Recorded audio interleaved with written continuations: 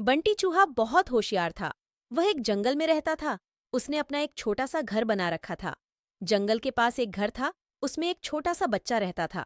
उस बच्चे के पास लॉग बूट थे, लेकिन वह छोटे हो गए थे। उस लड़के ने वह फेंक दिए। बंटी चूहा, अरे ये जूते तो बहुत अच्छे हैं, मैं इसमें आराम से सो सकता हूँ। बंटी चूहा एक जूते को घसीटकर अपने घर के नीचे ले आता है। दूसरा जूता लाने की उसकी हिम्मत नहीं थी, इसलिए वह उसे ही साफ करके उसमें अच्छे से सोने का बिस्तर बना लेता है। फूलों से उसे सजाता है। बंटी बहुत खुश रहता था। जंगल के और जानवर उसे देखने आते थे। जानवर जब उसको देखते तो बंटी चूहा बहुत नखरे में अपने जूते पर चढ़कर बैठ जाता था। एक दिन नटखट कबूतर बंटी से मिलने आया। नटखट कबूतर, बंटी भाई बहुत सुंदर घर सजाया है और इस जूते ने तो 4 चांद लगा रखे हैं। बंटी चूहा, सुन भाई, नजर मत लगा, मैंने बहुत मुश्किल से इसे सजाया है। तुम जैसों की नजर लगी, यह खराब हो जाएगा। नटखट कबूतर, भाई मैं तो तुम्हें बधाई देने आया था, लेकिन लगता है तुम्हारा घमंड तो 7वें आसमान पर है। बंटी चूहा, मुझे किसी की बधाई की जरूरत नहीं है। मैं जानता हूं तुम सब मुझसे जलते हो, क्योंकि तुम बाहर सर्दी झेलते हो और मैं इस जूते में घुसकर आराम से सो जाता हूं। नटखट कबूतर बिना कुछ कहे उड़कर वापस चला जाता है। अब बंटी चूहा सारे दिन घूमकर खाना खाता और रात को अपने जूते में आकर सो जाता था। धीरे धीरे जंगल के सभी जानवरों से उसने बात करना बंद कर दिया था। अब उसका कोई दोस्त नहीं था। धीरे धीरे समय बीतने लगा। एक दिन रात के समय जंगल में तेज बारिश होने लगी। इस सब से बेखबर बंटी चूहा अपने जूते में आराम से सो रहा था। उसे बाहर के मौसम का पता नहीं लगा। बारिश का पानी बढ़ने लगा। जूते के तले में एक सुराख था, जिससे पानी जूते में भरने लगा। कुछ ही देर में बहुत सारा पानी जूते में भर गया। तभी बंटी चूहे की नींद खुली, लेकिन तब तक बहुत देर हो चुकी थी।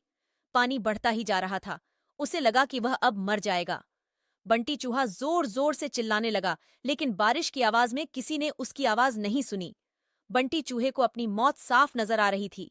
वह जोर जोर से उछलने लगा।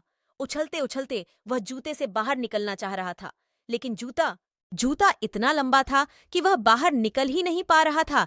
इधर दूर एक घोंसले में नटखट कबूतर अपने बच्चों के साथ बैठा था। नटखट कबूतर, बच्चों, लगता है किसी के चिल्लाने की आवाज आ रही है। कोई मुसीबत में है। उसने बाहर निकल के देखा कि आवाज उस जूते में से आ रही थी।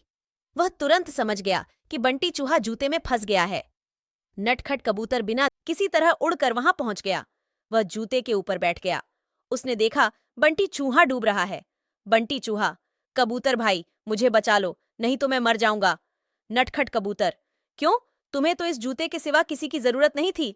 बंटी चूहा, भैया बचा लो, मैं घमंड में आ गया था।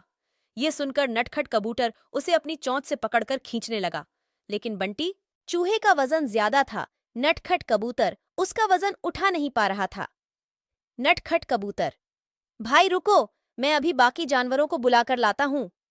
नटखट कबूतर जंगल में जाता है, लेकिन सभी जानवर बंटी चूहे की मदद के लिए मना कर देते हैं।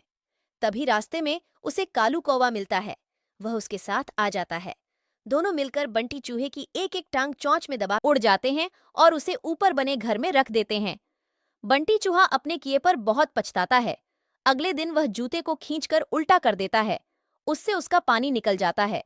उसके बाद वह उस जूते को घसीट कर ले जाता है और नदी में फेंक देता है। यह देखकर नटखट कबूतर और कालू कौवा बहुत खुश होते हैं। फिर बंटी चूहा सब जानवरों के पास जाकर सबसे माफी मांगता है